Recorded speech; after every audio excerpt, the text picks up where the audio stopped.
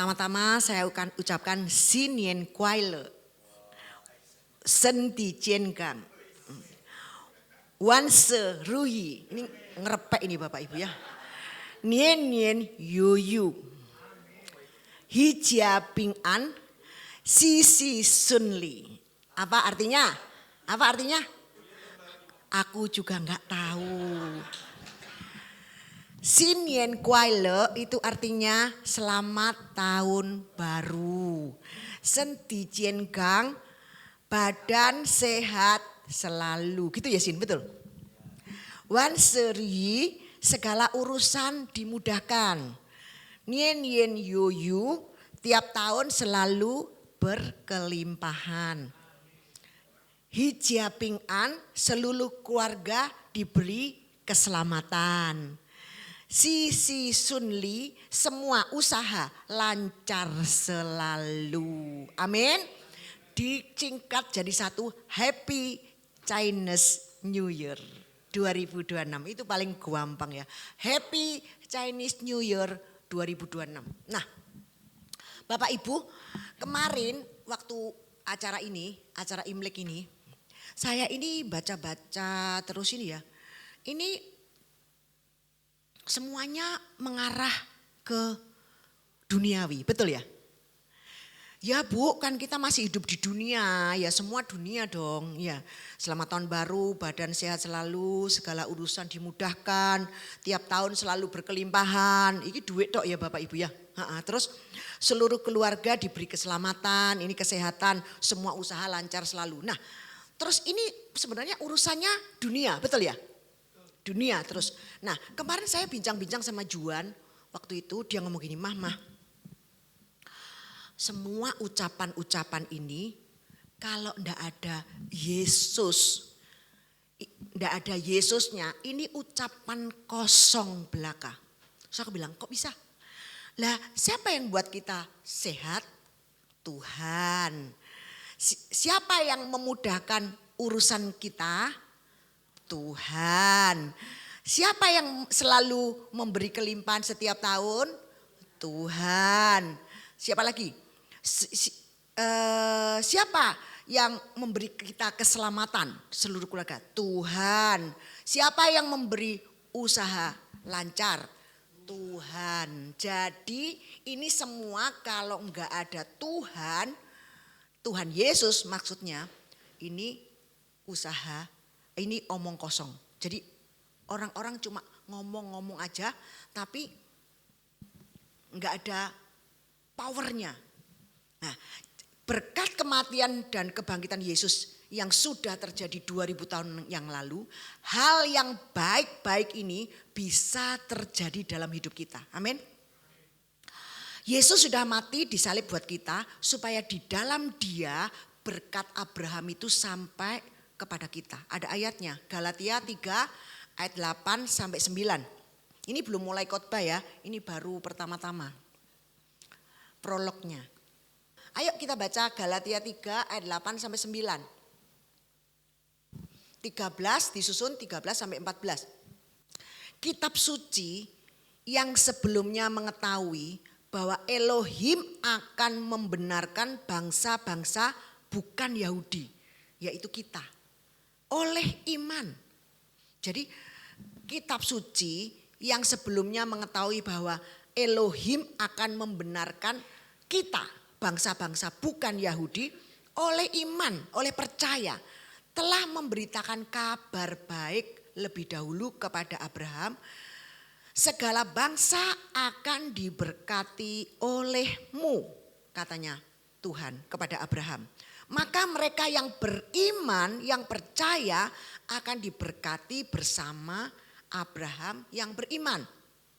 13. Kristus telah menebus kita dari kutuk hukum Taurat dengan menjadi kutuk karena kita. Sebab ada tertulis, terkutuklah orang yang tergantung pada kayu salib. Supaya di dalam Yesus Kristus berkat Abraham sampai kepada bangsa-bangsa bukan Yahudi. Siapa itu? Kita. Sehingga oleh iman kita dapat menerima roh yang dijanjikan. Jadi di dalam Yesus Kristus berkat Abraham itu bisa sampai kepada kita yang bukan Yahudi. Yang kita bangsa-bangsa bukan Yahudi. Sehingga oleh percaya kita juga dapat menerima roh yang sudah dijanjikan. Nah, tahun 2026 ini dikatakan sebagai tahun kuda berapi. Sionya sio kuda, unsurnya ini api. Jadi ada 5 unsur. Aku sampai belajar di Google Bapak Ibu gara-gara ini ya. Kan biasanya yang tak suruh khotbah sinian itu kan Heru begitu ya. Kata Heru entek bahanku sinian Bu Lili jarene. Wis Bu Lili wae sing khotbah. Tahun baru Imlek ini kan biasanya orang-orang yang totok-totok begitu yang ngerti ya. Kalau kita ini Josen ini ngertinya ini kayak Fran ini loh. Ngerti-ngerti sedikit enggak Tapi sebenarnya mertuaku ini lahir cungkuk Bapak Ibu. Jadi tapi kan yang pihak laki-laki ya. Jadi papahnya Pak Didi. Tapi kita kan enggak. Ya kita enggak, jadi enggak diajari bahasa Mandarin, enggak ngerti ya Bapak Ibu. Jadi 2026 ini dikatakan sebagai tahun kuda berapi. Sionya sio kuda. Unsurnya api. Ada 5 unsur, api, air, tanah, logam, kayu. Nah, siklus kuda berapi ini 60 tahunan Bapak Ibu. Jadi tahun kuda berapi terakhir tahun 1966. Betul ya Sin? Nah, tahu ini aku berarti lebih pinter Sin ya. Kuda berapi ini terakhir 1966. Jadi nanti terus ditambahin 60 tahun kan siklusnya 60 tahun. Tambah 60 tahun jadi 2026 kembali tahun kuda berapi sekarang ini. Nah 2026 betul ya. Terus nanti tahun kuda berapi lagi ditambah 60 tahun lagi. Jadi tahun 2086. Nah ini saya tidak jamin Bapak Ibu ada di tempat ini semua ya toh. Rapture semua wisan ya. 2086 umurku berapa? Sekarang sudah 60 tahun ditambah 60 tahun lagi 120. Ya oleh umurnya kayak Musa ya toh. Kayak Musa ya bisa ya toh. Nah tapi ini siklus 60 tahunan Bapak Ibu. Kuda berapi ini. Tahun kuda berapi ini menurut kalender Cina ini dia melambangkan apa? Energi besar, perubahan cepat, semangat membara gitu ya Sin. Keberanian mengambil resiko, kepemimpinan yang kuat. Nah juga bisa berarti apa? Mudah ngamuk, tersulut emosi, impulsif, situasi global yang panas dan penuh dinamika. Nah ini menurut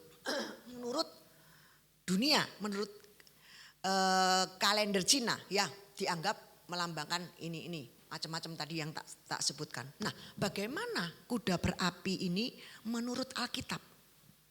Kuda dalam Alkitab itu melambangkan kekuatan dan peperangan, kekuasaan dan otoritas. Api dalam Alkitab melambangkan kekudusan Tuhan. Ingat pada waktu Tuhan datang di atas Gunung Sinai ada api. Ya toh, ada api. Melambangkan penghakiman, api penghakiman. Melambangkan kemuliaan dan kuasa ilahi.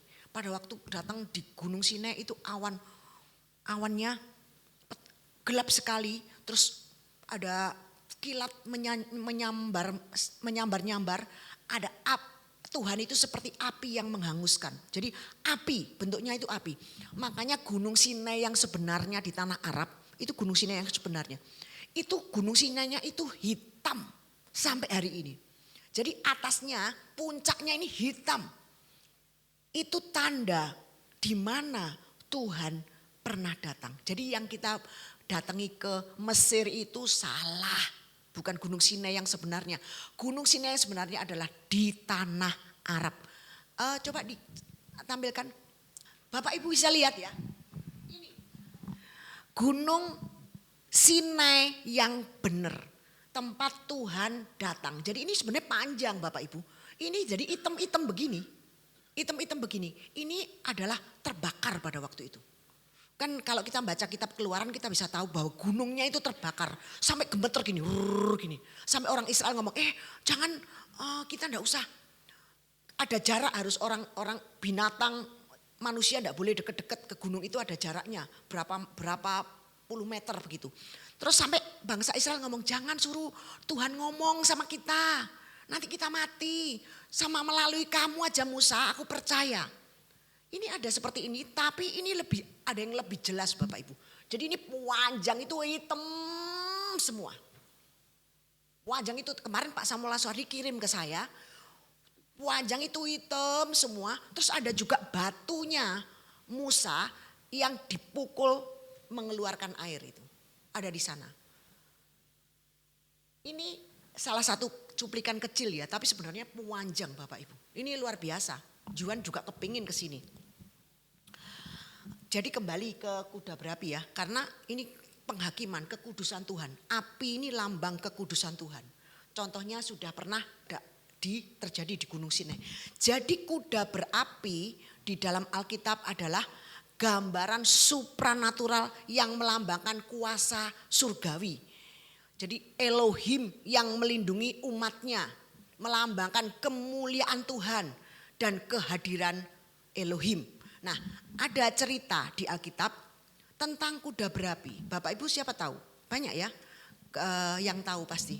Ada yang banyak tahu cerita di Alkitab tentang kuda berapi. Jadi kuda berapi ini bukan dongeng Bapak Ibu. Sebenarnya ada, tapi di alam roh. Tidak kelihatan secara tidak kelihatan secara mata jasmani, tapi itu supranatural. 2 Raja-Raja 2 ayat 11. Ketika mereka sedang berjalan, enggak apa-apa, dan berbicara, lihatlah sebuah kereta kuda berapi datang dan memisahkan keduanya. Lalu angin dan badai membawa Elia naik ke surga. LAI-nya lebih jelas, kadang-kadang IMB-nya enggak jelas. Tiba-tiba datanglah kereta berapi dengan kuda berapi. Jadi jelas kereta berapi ada, kuda berapi juga ada. Sedang mereka berjalan terus sambil berkata-kata, tiba-tiba datanglah kereta berapi dengan kuda berapi. Memisahkan keduanya. Lalu naiklah Elia ke surga dalam angin dan badai. Elia tidak mengalami kematian Bapak Ibu. Dengan kuasa dan kemuliaan Tuhan mengangkat Elia hidup-hidup dan membawanya dengan kereta berapi dan kuda berapi. Jadi kuda berapi ini ada, tapi supranatural, kita tidak bisa lihat. Tapi kalau ditampakkan dengan Tuhan, itu bisa lihat. Saya berdoa nanti kalau saya mau pulang ke surga, saya dijemput dengan kereta dan berapi dan kuda berapi. Siapa mau? Tidak mengalami kematian seperti Elia, dijemput kereta berapi dan kuda berapi loh. Dahsyat, di surga ini banyak Bapak Ibu. Nah, ada lagi. 2 Raja-Raja 6 ayat 17 LAI ini. Lalu berdoalah Elisa, ya Tuhan, bukalah kiranya mata bujangnya. Pada waktu itu dikepung Elisa ini kan dicurigai sebagai mata-mata oleh bangsa Aram. Oleh sebab itu dikirimlah tentara Aram itu ngepung Elisa di rumahnya, dikepung tentara Aram. Terus bujangnya itu takut, aduh tuanku itu lihatan kita dikepung sama tentara Aram, semua sudah ngepung kita. Tapi Elisa tenang saja, dia ngomong sama Tuhan. Lalu berdoalah Elisa, ya Tuhan bukalah kiranya matanya supaya dia melihat. Maka Tuhan membuka mata bujang itu sehingga ia melihat. Tampaklah gunung itu penuh dengan kuda dan kereta berapi sekeliling Elisa. Jadi di surga ada banyak kereta berapi dan kuda berapi yang adalah pasukan surgawi sebagai bentuk perlindungan Elohim kepada kita anak-anaknya yang tidak kita bisa lihat, yang tidak terlihat oleh kita. Jadi perlindungannya ini luar biasa. Makanya Tuhan Yesus suka ngomong gini, siapa bertelinga hendaknya mendengar. Siapa bertelinga hendaknya mendengar. Kalau dia habis ceramah, dia selalu ngomong siapa bertelinga hendaknya mendengar. Telinga apa? Kita semua kan punya telinga, Bapak Ibu ya. Masa kita enggak dengar? Dengar kan? Kalau saya ngomong kan dengar. Tapi yang dimaksud Tuhan bukan telinga ini, tapi telinga rohani. Supaya kita mendengar suara Roh Kudus. Supaya mata kita dibukakan, dicelikkan. Supaya kita bisa melihat hal-hal yang rohani Bapak Ibu. Yaitu kereta kuda berapi. Seperti Elisa berdoa untuk bujangnya. Dan bujangnya matanya langsung dibukakan dengan Tuhan. Langsung dia melihat, wih ternyata gunung itu penuh dengan kereta kuda berapi. Pasukan dari mana ini? Sekeliling Elisa, mengelilingi Elisa. Luar biasa bukan? Dan itu adalah realitas rohani Bapak Ibu yang ada di balik dunia nyata yang kita hidupi saat ini. Amazing ya. Jadi realitas rohani yang ada di balik dunia nyata yang kita hidupi saat ini. Ini sedikit uraian tentang kereta kuda berapi, kereta berapi dan kuda berapi. Jadi kuda berapi ini bukan dongeng. Bukan orang Chinese ngomong, oh itu cuma dongeng. Enggak Bapak Ibu. Tapi ini benar-benar nyata. Karena Alkitab menulis ada kereta berapi dan kuda berapi. Dan itu adalah pasukan Tuhan. Pasukan sorgawi untuk melindungi kita anak-anaknya. Yang enggak bisa kita lihat. Jadi makanya Tuhan ngomong berkali-kali, tak usah kau takut, aku menjagamu. Tak usah kau bimbang, Yesus peliharamu. Tak usah kau susah, Roh Kudus hiburmu.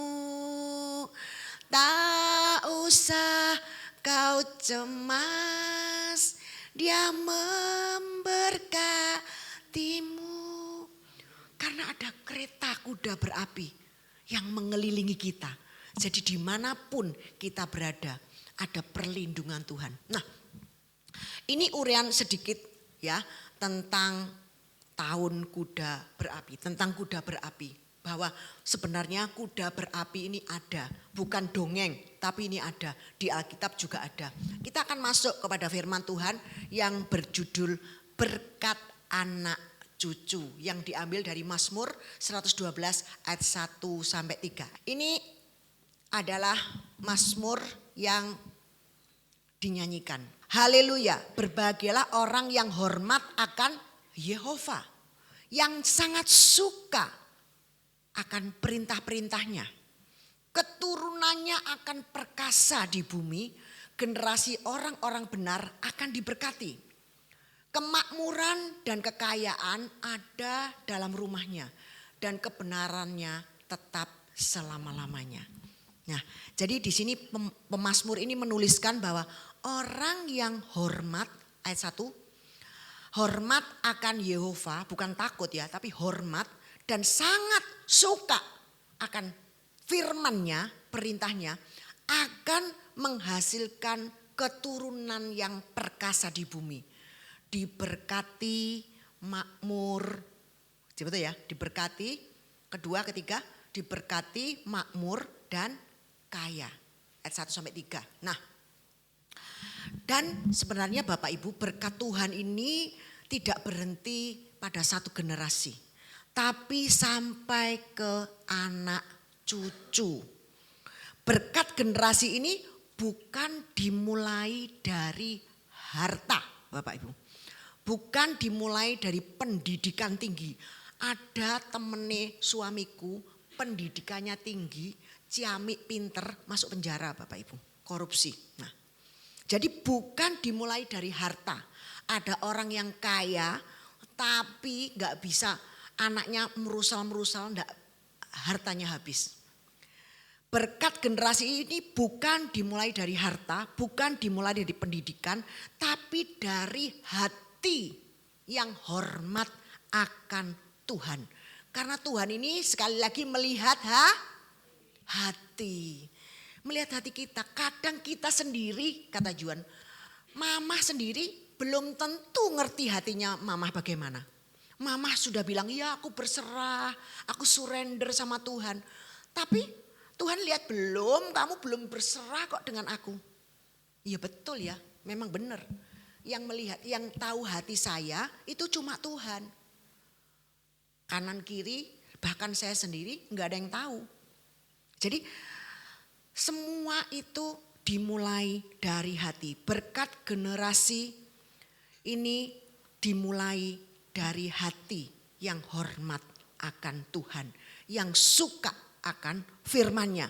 Nah, setiap kita orang tua pasti punya kerinduan yang sama Bapak Ibu, yaitu melihat anak cucunya hidup dalam kebaikan, dalam perlindungan, masa depan yang penuh harapan, ya betul ya. Namun berkat yang sejati bukanlah soal duniawi Bapak Ibu. Berkat yang sejati bukan soal pendidikan, bukan soal keberhasilan duniawi saja. Tapi firman Tuhan mengajarkan bahwa berkat terbesar adalah kehidupan yang berjalan bersama dengan Tuhan. Dan berkat ini bisa mengalir sampai anak cucu kita. Jadi berkat terbesar adalah apa? Kehidupan yang berjalan dengan Tuhan. Dan berkat ini bisa mengalir sampai ke anak cucu kita. Tahukah Bapak Ibu bahwa perjalanan hidup kita dengan Tuhan ini berdampak pada masa depan anak cucu kita. Apa yang kita tanam dalam iman hari ini bisa dituai oleh generasi setelah kita. Amsal 20 ayat 7 berkata, orang benar akan berjalan dalam kejujuran. Diberkatilah anak-anak yang mengikuti keteladanannya. Jadi anak cucu kita bukan hanya diberkati oleh kata-kata kita, tapi juga yang lebih adalah cara hidup kita. Cara kita menghadapi masalah, kesetiaan dalam iman walaupun keadaan tidak mudah. Nah itu dilihat sama anak cucu kita Bapak Ibu. Ini pelajaran iman yang tidak akan goyah ya. Mereka tidak ingat kita ceramah ABC diceramai kan banyak nek mama-mama kan suka ceramah dowo ya Bapak Ibu. Ini masuk kuping sini keluar kuping sana kalau anak-anak ya. Terus tapi mereka mengingat cara hidup kita. Cara hidup kita ini dilihat Bapak Ibu. Pernah kita ngomong gini, jangan merokok tapi bapaknya rokok. Loh, jangan merokok tapi papanya ngerokok. Anak itu sekarang enggak seperti anak dulu Bapak Ibu. Jangan ini loh kok mama begitu. Jangan ini loh kok ini begini. Pas dibalik gitu, dibalik Bapak Ibu. Nah semua itu enggak perlu ceramah kita. Dia melihat cara hidup kita.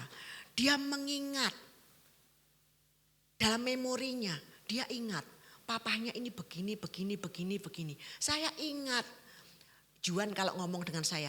Papa sama mama hidup dalam kasih karunia ini papa. Papa itu gak usah ngomong. Tapi hidupnya ini penuh kasih karunia. Tapi mama ngomong terus dulu. Aku dibilangin gitu kan. Sekarang beda toh. Mama kan jarang ngomong sekarang gitu. Mama cerewet terus saya. Tapi papa ini dalam kasih karunia. Kan suamiku ini swabar Pol. Jadi dia ini gak banyak omong tapi hidupnya ini benar-benar percaya sama Tuhan. Kadang-kadang waktu itu kita ada tagihan ya. Ada tagihan dalam kerjaan kita. Iso enggak? Dia ngomong pasti bisa. Nanti hari hanya mesti ada orang bayar. Karena dia suka tak omeli Bapak Ibu. Karena kalau kasih utang banyak sekali. Notanya panjang, bernota-nota 10 nota, 12 nota. Ini saya sampai marah-marah. Nah tapi dia ngomong, percaya nanti bayar. Percaya nanti bayar. Dan bayar Bapak Ibu. Jadi dia ini benar-benar hidup sangat percaya. Hidup di dalam kasih karunia. Jadi tidak omong tok Bapak Ibu. Tapi cara hidupnya itu dilihat sama anak-anaknya. Jadi bukan ceramah kita ngomong panjang lebar. Tapi dia melihat cara hidup kita. Dia melihat cara kita menghadapi masalah. Dia melihat kesetiaan dalam iman walaupun tidak ada. Walaupun saat-saat yang ada di saat-saat yang tidak mudah, keadaan tidak mudah, dia melihat semuanya itu. Ulangan 7 ayat 9. Saya tidak panjang lebar, khotbahnya cepat ya Bapak Ibu. 7 ayat 9, oleh karena itu ketahuilah bahwa Yehova Elohimu dialah Elohim. Elohim yang setia, yang memegang perjanjian dan bermurah hati kepada mereka yang mengasihi dia dan yang memelihara perintahnya sampai kepada beribu-ribu generasi. Jadi kemurahan hati Tuhan itu hanya diberikan kepada orang pilihannya yang sadar bahwa dia ini dicintai Tuhan. Sehingga dia bisa mengasihinya dan memelihara perintah-perintahnya. Dan sekali lagi berkat Tuhan itu tidak berhenti pada satu generasi tapi pada anak cucu kita. Contoh Daud, saya akan kasih contoh Daud. Tuhan itu sering berkata, karena aku mengingat Daud hambaku. Aku mengingat Daud hambaku. Dan mengingat Yerusalem yang telah kupilih. Kenapa Tuhan selalu ingat Daud hambanya, ingat Yerusalem yang dipilihnya. 1 Raja-Raja 11 ayat 13 berkata seperti ini. Tetapi aku tidak akan mengoyakkan seluruh kerajaan itu. Aku akan memberikan satu suku kepada anakmu, yaitu Yehuda. Oleh karena hambaku Daud dan oleh karena Yerusalem yang telah kupilih. Jadi Daud ini benar-benar nemplek di hati Tuhan. Melekat di hati Tuhan. Yerusalem ini benar-benar kota pilihan Tuhan Bapak Ibu. Bukan Surabaya, Yerusalem. Oh Yerusalem, kota mulia. Nanti kita semua akan memerintah bersama Tuhan bukan di Surabaya tapi di Yerusalem. Amin. Yerusalem di mana? Ya di bumi, bukan di surga.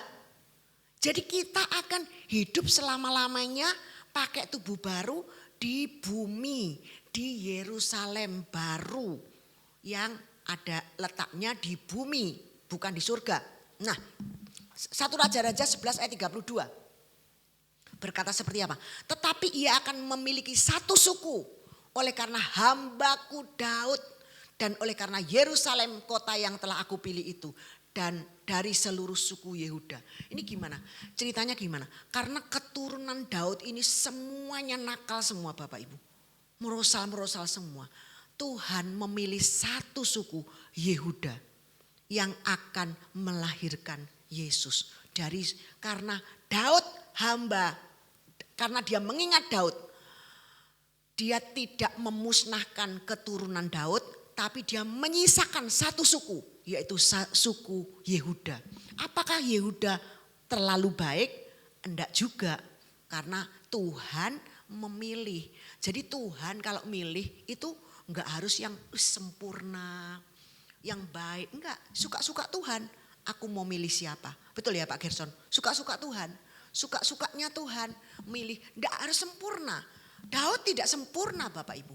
Daud menikah dengan Bersyeba dengan cara membunuh suaminya di medan peperangan Uria. Tapi dipilih sama Tuhan.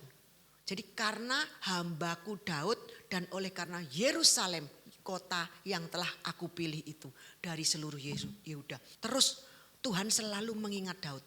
Jadi demi dia melihat kita seandainya dia melihat dia sudah jatuh cinta kepada kita, maka anak cucu kita ini dipelihara sampai generasi loh. Ayo 2 Raja-Raja 19 ayat 34. Karena aku akan memagari kota ini untuk menyelamatkannya demi aku dan demi Daud hambaku. Jadi banyak kota Yerusalem dipagari demi Daud dan karena demi Daud hambaku, demi aku dan demi Daud hambaku. Tuhan banyak sekali ngomong demi Daud ya. Mazmur 103 ayat 17 dikatakan, namun kebaikan Yahweh itu, kebaikan Yehova itu kekal sampai selama-lamanya. Bagi orang-orang yang hormat akan dia. Dan kebenarannya bagi anak cucu. Bagi orang yang hormat akan dia dan kebenarannya bagi anak cucu. Jadi zaman boleh berubah, tantangan boleh ada. Dunia akan semakin sulit Bapak Ibu. Tetapi Tuhan kita tetap sama. Dia setia. Amin. Dia akan menjaga anak cucu orang yang hidupnya hormat akan dia. Jadi warisan terbesar buat anak cucu kita ini adalah iman percaya kita kepada Tuhan Yesus Kristus. Bukan rumah, bukan tanah, bukan uang. Sekalipun itu kalau ada boleh diberikan. Tapi doa kita yang tidak putus-putusnya buat anak cucu kita. Kita kenalkan anak cucu kita pada Tuhan Yesus Kristus dan karya salibnya. Nah, doa orang tua ini besar kuasanya Bapak Ibu. Mamaku itu kalau berdoa ya. Terus panjang. Dia duduk di bawah panjang sampai 1 jam. Terus ini Juan ini nakal dulu Bapak Ibu. Terus dia deketi maknya, terus duduk di sebelahnya dia gitu. Terus maknya ini marah. Sudah selesai berdoa, ini kamu ini nakal, ganggu orang berdoa. Nah, berkatnya sampai anak cucu. Saya punya mak di Bojonegoro itu, dia punya pabrik rokok, tapi dia bantu gereja. Jadi dia membangunkan GPDI Bojonegoro dulu, sampai akhirnya dia penyandang dananya, dia berkhotbah di gereja. Dan di setiap anak cucunya itu sampai sekarang generasi loh berkatnya, betul ya. Anak cucunya itu ada yang pendeta semua, ada pinter khotbah semua Bapak Ibu. Dari mamahku saya, dari Pak Hermawan ada 1 di Lombok, ya betul ya. Terus ada pokoknya anak cucu generasi itu berkatnya itu generasi Bapak Ibu. Dan anak cucunya nggak ada yang minta roti Bapak Ibu. Betul ya, kita semua diberkati. Ya enggak soke kayak mau konglomerat enggak gitu. Tapi enggak ada yang minta-minta. Betul ya? Anak cucunya tidak ada yang minta-minta roti. Doa yang enggak putus-putusnya buat anak cucu kita. Kita kenalkan anak cucu kita pada Tuhan Yesus Kristus dan karya salibnya. Kemarin, sekarang anaknya Juan, putuku Noah ini pada seneng perjamuan kudus Bapak Ibu. Ayo perjamuan kudus, ayo grandma ikut perjamuan kudus. Kenapa? Dilihatkan videonya Nien. Harus pakai baju merah. Baju merah itu tanda apa? Darah Yesus. Jadi kalau enggak pakai baju merah dimakan Nien. Nah, kemarin itu ya, lihat video itu langsung perjamuan kudus sampai hari ini. Terus karena ini darah Kristus, ini diceritani Juan, ini yang bisa menolong kita ndak dimakan Nien. Jadi pada waktu saya pagi malam tahun baru tanggal 17 itu bukan malam tahun baru, tanggal 17-nya karena malamnya itu lihat video itu sama-sama, tanggal 17-nya dia langsung pakai baju merah. Langsung dia bilang gini, Grandma harus pakai baju merah, nanti dimakan Nien. Oh ya, terus kan aku semua pakai baju merah, saya kuning sendiri. Oh, grandma dimakan Nien nanti. Ini Noah pakai ini. Nah, itu pinter Bapak Ibu, dia diceritain. Nah, anak kecil itu cuma dikasih video, gitu udah nempel. Oh, Nien itu bisa makan orang karena baju merah, makanya enggak dimakan. Loh. Terus karena darah Yesus, Nien itu takut semua sama kita kalau kita minum darah Yesus. Jadi perjamuan kudus terus Bapak Ibu. Kemarin sore langsung saya ini sudah perjamuan kudus pagi. Disuruh perjamuan kudus lagi. Dikasih roti lagi. Ayo grandma perjamuan kudus. Nanti dimakan nien. Nah, gampang Bapak Ibu. Ini langsung nempel di sini. Cuma di setel no video. Nah bagaimana kembali ke sini. Tuhan itu sangat mengasihi kita. Kita kenalkan kepada anak cucu kita. Dia sudah mau mati buat kita. Dia sudah mau menebus dosa-dosa kita. Tanpa kematian dan kebangkitannya. Neraka bagiannya. Ini adalah fondasi yang kuat untuk menghadapi hidup di dunia ini. Jadi warisan terbesar sekali lagi adalah warisan iman. Bukan warisan harta. Harta bisa hilang. Tapi iman percaya kita yang kita tanamkan kepada anak kita, yang membuat anak kita mampu menjalani hidup di dunia yang jahat ini Bapak Ibu. Iman percaya anak-anak itu harus ditanamkan sejak kecil. Karena hidup di dunia tambah hari enggak tambah enak Bapak Ibu.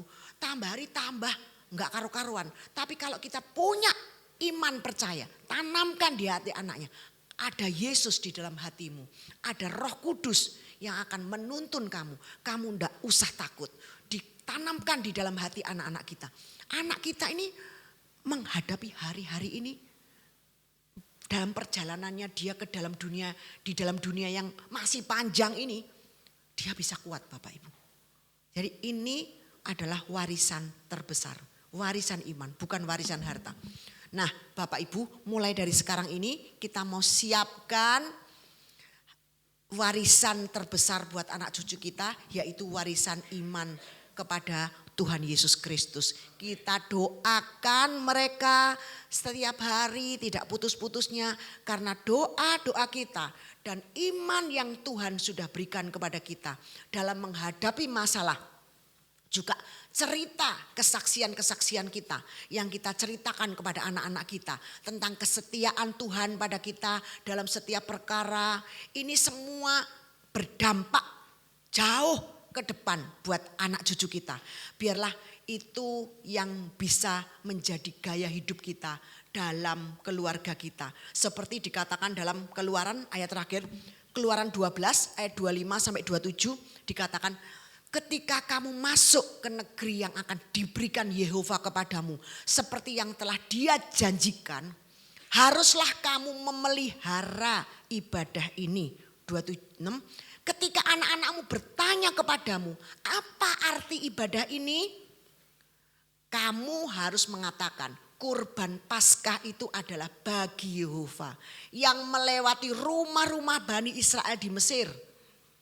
Ketika Dia menghukum orang-orang Mesir dan menyelamatkan rumah-rumah kita, umat tersebut menundukkan kepala dan menyembah. Jadi Tuhan itu pesan, ceritakan bagi anak-anakmu. Ceritakan aku, bagaimana aku beracara dalam kehidupanmu. Saksikan kepada anak-anakmu.